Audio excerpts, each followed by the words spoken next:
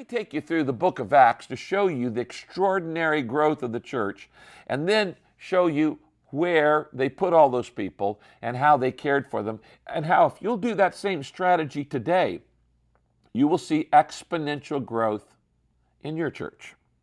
Now first, let's look at the growth of the church at Jerusalem. Acts chapter 1. If you have a Bible, turn to Acts chapter 1. In Acts chapter 1, notice it says there were about 120 believers, okay? Now this is the upper room. It's prior to Pentecost, so we know that they're starting with about 120 people. Now look at Acts chapter 2.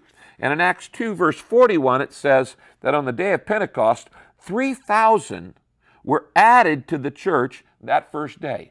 That means on the first day of the church, they became a megachurch. They had 3,000 members the first day of the church. Now look at Acts chapter 2, verse 47. In Acts 2:47, it says this: the Lord added daily to those who were being saved. Now, if you're adding one person a day, how many is that a year? 365 people a year. That's a minimum.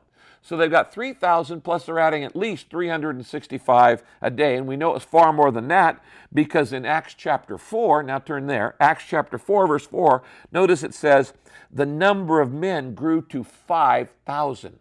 Now think about this. Wherever you've got 5,000 men, how many women and children have you got? At least 10,000 more. So now by this time, you've probably got a church at a minimum of 15,000 people worshiping in Jerusalem. Now look at chapter 5. As we go through the book of Acts, at chapter 5, verse 14, it says, and more believed, and a multitude, that's the Greek word plethos, a multitude was added. How do you know when you've got a multitude? You can't even count them all.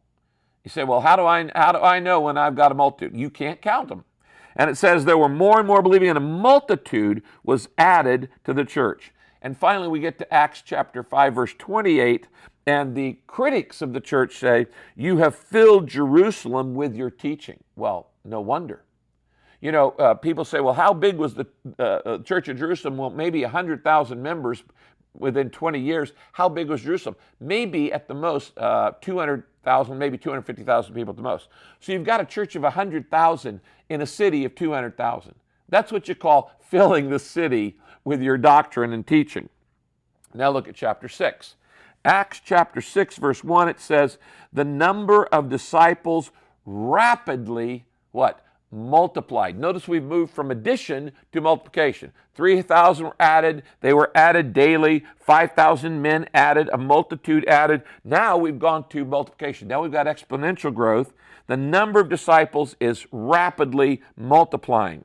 And in Acts chapter 6, verse 7, notice this verse. The number of believers increased rapidly. And then I could keep on going. Let's skip on over to chapter 21.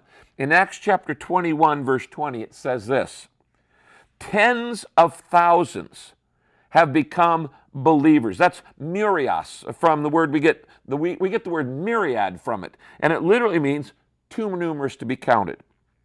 So we've got rapid, exponential growth in this church. That's the kind of growth I want to see in your church. That's the kind of growth I want to see in our church. That's the kind of growth I want to see in every church. How do you get New Testament growth? You must use New Testament methodology. The next question we have to ask is, if this church was growing to 50, then 60, then 100,000 people, where do they put all these people? Well, the Bible tells us. Turn to Acts chapter 5.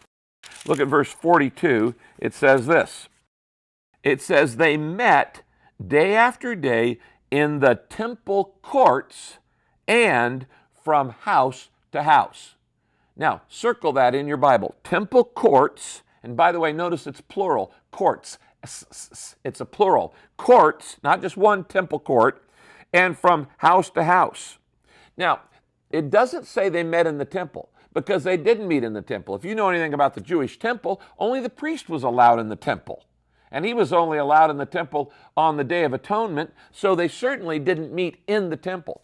But they met in the courts, and there were multiple of these courts around the temple. If you've ever been to Jerusalem today and you've seen Solomon's temple, you know that those courts there could easily hold 50,000 people standing, because they didn't use chairs in those days. People stood for worship.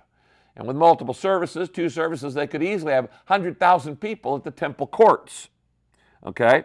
But they also met, it says, from temple courts to house to house.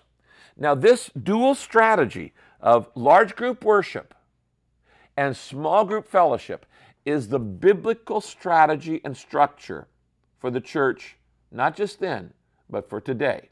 When we do it like the New Testament, we'll have the results like the New Testament. Today you hear a lot of competition and a lot of conflicting advice over, do you want to build a mega church or do you want to build a house church? Do you want to have a large attractional ministry or do you want to have a small missional ministry? And the answer is yes. It's not either or. It's both.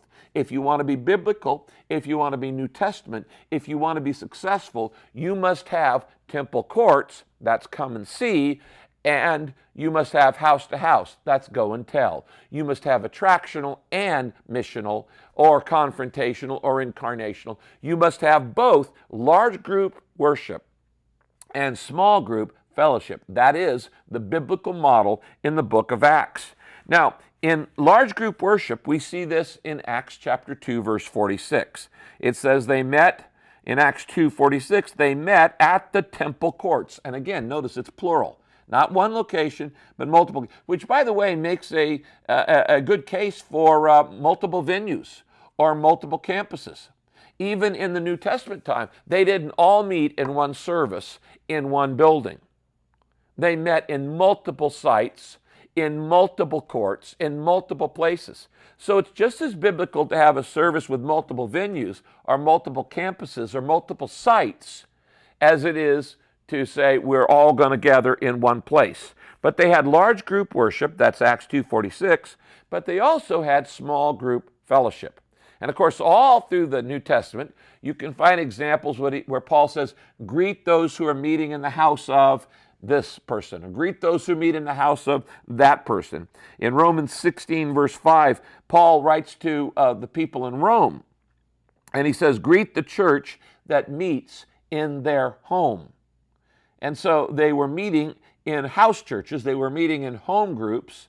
We call them small groups today, but anywhere else in the world, they're called house churches. A house church and a small group are fundamentally the same thing. They're just terminology differences. Meeting in homes, or meeting in a Starbucks, or meeting in an office, or meeting in a workplace, or meeting in a classroom or lunchroom or whatever. Now, if you want to know Saddleback's secret of growth, it is this. For now 31 years, we have met in temple courts and house to house. We have had large group worship and we have had small group fellowship.